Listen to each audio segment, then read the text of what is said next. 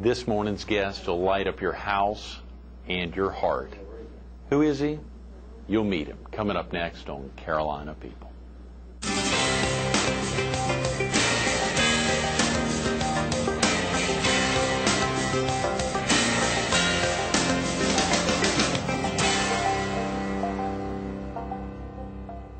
Good morning. Welcome to Carolina People. This morning we're at HTC's Carolina Forest Branch location.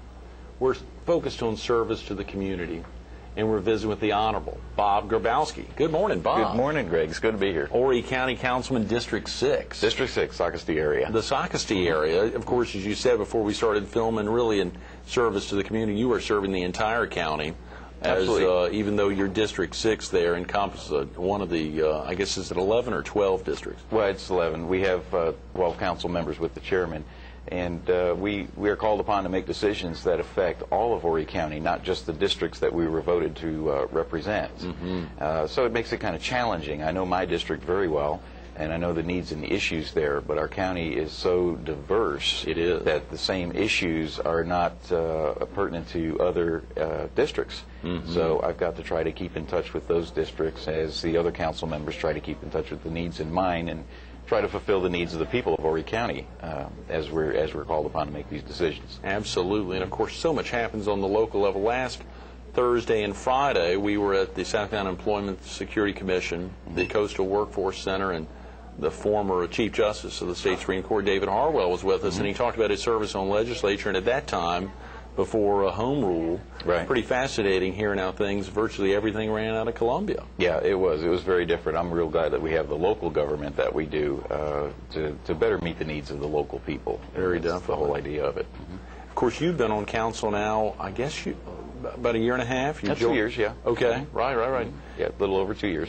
And what's it, Bob, when you think back to 05, or maybe it was even earlier than that you made a determination that you were going to serve in a different way, obviously, and we'll talk more about your incredible service to the community in so many other ways, but to actually step out and to represent others? Well, my wife thought I was crazy. We got to start with that one. She thought, no, you can't do this, you've got enough to do. And she was probably right, but I went ahead and did it anyways.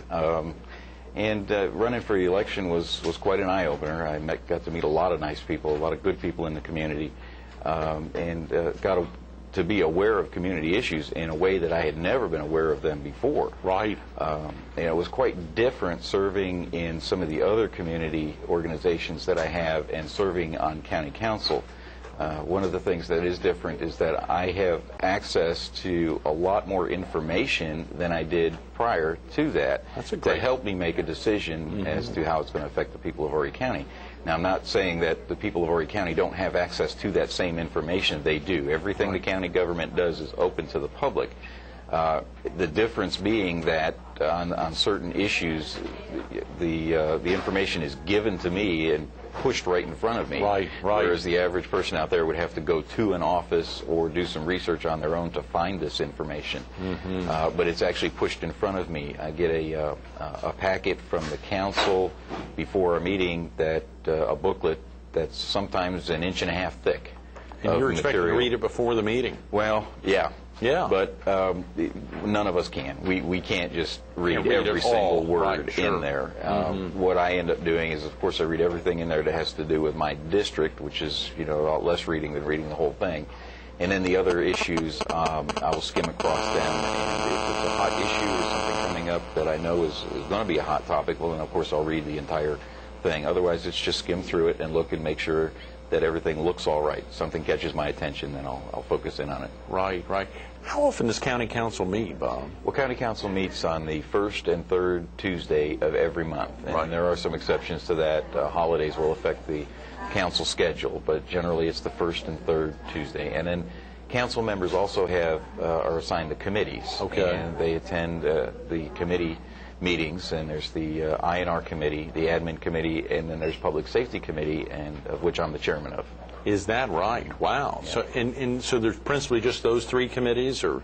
Yes, it's those three committees, and a lot of issues that will come to county council will come through committee first. The committee in other words, is going to do the research on it and look at an issue and try to look at it in great detail, so that when it gets up to the council meeting, we're Sure. not bogged down with the with small details, and then we can just look at the big picture when it gets to council. So things will come through committee, and then they'll be forwarded to council with either a recommendation or with no recommendation. Right. Recommendation for approval, for disapproval, or no recommendation, meaning the committee had a hard time forming an opinion on that, so just wanted to How forward. often does that happen, Bob? It doesn't happen too often, but it does happen. We do get some issues that are forwarded to council with no recommendation, and we have to try to sort through it at the council level. Keep in mind that a lot of the issues that we're dealing with are issues that need to have a full council vote. It's not just the committee that has the authority to enact an ordinance or something like that. It has to go to full council for a vote. But it first goes through committee. Okay, that's good to know. I'm sure a lot of folks, probably a lot of viewers, have tuned in either to watch county council meetings on cable or on satellite or otherwise. I'm not sure how they're provided, or have actually attended the meetings over at the big Justice Center there in Conway. A lot of folks may not have. Well, I like to encourage people to attend. It's one thing to sit home and watch it on TV, as I used to do before I was a council member. But then to actually be there and see it happening and see what's going on. The TV can focus on one council member at a time or just a few, but you know, when you want to get the big picture, I think it's best to be there in person. Right, right.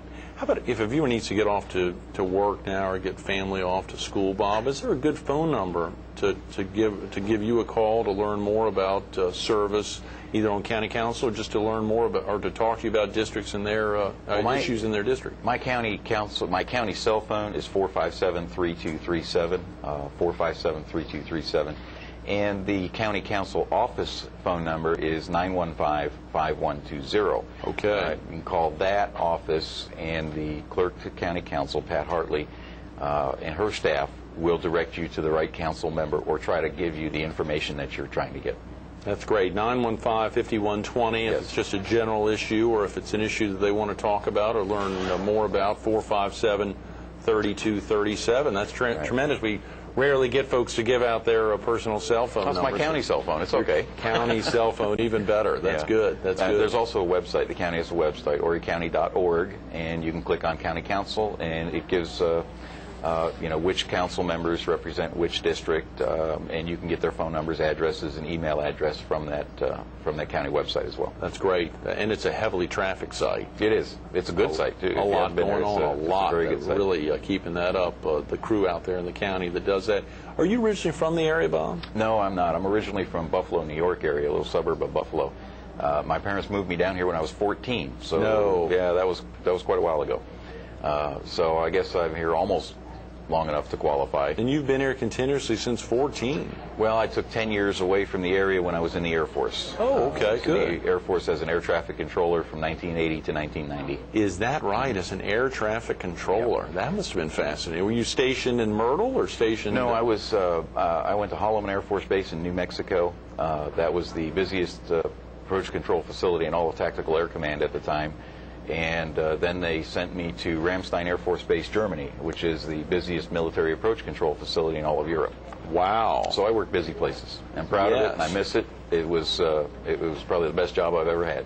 Is that right? If you're an better than owning Myrtle Beach Lightning, I can't imagine. If you're an adrenaline junkie, you want to get your hands in air traffic. So it is constantly, when you say that Ramstein Air Force Base there in Germany, more approaches occurring, more planes coming in there than... Well, not specifically at Ramstein, but our Ramstein approach control handled approach control for Ramstein, 2 other American bases, 2 German military airfields, and then there were 2 civilian airports, and we also took overflow traffic from the French. So you're handling even for airports that are not there in front of you? Yep, we handled their approach control, and we would work the airplanes to within about 10 miles of the airport, and then we would turn them over to their tower for clearance to land. But we did the approach control. Mm-hmm. That is fascinating. Yeah. It was interesting. It was a friend of mine once best described air traffic control as many hours of pure boredom and a few minutes of sheer terror. And that's just about how it is sometimes. Yeah.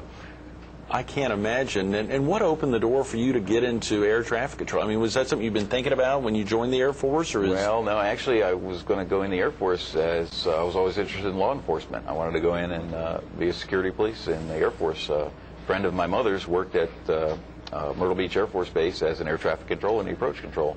And he invited me to come see what he does, and I went in there and I saw the radar scopes, and it was a dark room, and all the lights flashing, and everybody running back and forth, and I said, this is for me, I got to do this. Yeah. So I went and talked to the recruiter, and I went in with a guaranteed position of air traffic controller.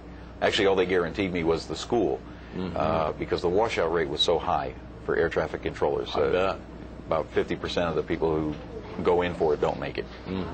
That's fascinating, Bob. You had mentioned there back in the late 70s, early 80s, you thought when joining the Air Force you wanted to get into being interested in security or in law enforcement. Law enforcement, issues, excuse me. That was the issue. That was the word I was looking for, law enforcement. And when you think about 2005, I think about the same time you joined county council, you also got certified as a constable. Yes, South Carolina State Constable. Well, I was fortunate that Chairman Gillen assigned me to the Public Safety Committee, and when John Boyd left the area, he was the chairman. She appointed me as chairman. She knew I had the interest in law enforcement, so she appointed me as chairman. And then I thought, well, the best way to find out what's going on out in the field is to be out there with the officers. And I started riding with them, but I got tired of sitting in the car every time we went to a call. I had to sit in the car and just wait until they were done. So I went to I took the course and the classes and the training to become a South Carolina State Constable. And now when I'm out there with them, I have a uniform, gun, and a badge, and I'm just like them. Is that right? A uniform, gun, and a badge? Uniform, gun, and a badge. I'm just like them. I can make an arrest and do everything that they can do. That's tremendous. That really helped take that original yearning back in the early 80s. It gave me a new perspective of what our county officers go through. It gave me a new perspective on their needs, what they need out in the field. And that was what I needed. I'd like to encourage, now the county does have a ride-along program for anybody that wants to ride along. Okay. You can go to the M.L. Brown building and pick up the waiver form. There's an application or waiver form to sign. Fill that out, and once you're approved, you can call the dispatch when you want to ride along and tell them where you're at, and you can meet an officer somewhere, or an officer will come by your house and pick you up. Is that right? Ride with them for an hour, 2 hours, however long. I got to tell you though, if you're planning on riding for an hour or two, it might be 4 or 5 because it's real interesting out there. I bet. I bet. How exciting! I don't think Pat Hartley would know something about it if they called the 915-5120 number. Well, she would give them the number you for the police communications desk, just to call and I don't know that number off the top of my head. Fine. But, the police department communications desk, and they can find out where they can pick up that application. The Horry County Police Department is considerably larger, I'm sure, than virtually anyone imagines. Yes, it is, and it needs to be larger than what it is. When you look at the number of officers that we have per capita, we're way behind. We're way behind. And the county police department, as most county police or county sheriff's department, really is not designed to provide the level of service that the Horry County Police Department is. Horry County Police Department is providing municipality level service in a county structured environment, and it's a real challenge. It's a real challenge. I like to say to the police and the fire and the EMS guys and the 911 center, let's not forget about them. Those people behind the scenes. Yeah. They do a heck of a job for Horry County. But they're people don't realize that they're short-manned and short-staffed a lot of times, because I think they're a victim of their own success. Right. They do such a good job out there with what they have that people don't realize how short the needs really are and how great the needs really are for them.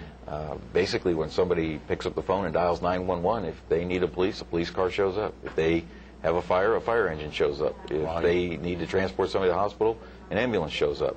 So when they keep calling 911 and somebody shows up, they don't think there's a problem.